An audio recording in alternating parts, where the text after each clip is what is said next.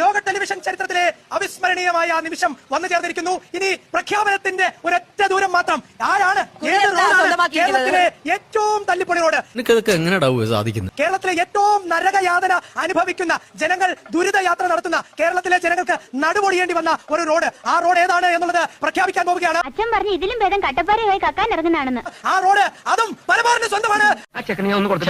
വേണ്ട സർ, വിവരമുള്ളവർ എന്തെങ്കിലും പറഞ്ഞെന്ന് വെച്ച് വിവരമില്ലാത്ത സാറൻ തന്നെ മറുപടി പറയാൻ. അതേതാണെന്ന് അല്പസമയത്തിന് ഞാൻ പ്രഖ്യാപിക്കാൻ പോകുന്നു. കോഴിക്കോട് ജില്ലയിലാണ് ആ റോഡ്. മറ്റൊരു റോഡുമല്ല.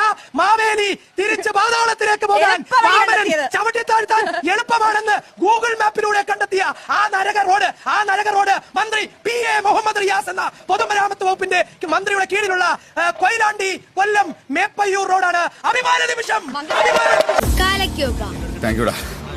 ഇങ്ങനെ നാറാനൊരു ചങ്കൂറ്റം വേണം കേട്ടാ. അഭിമാന നിമിഷം ഈ റോഡ്.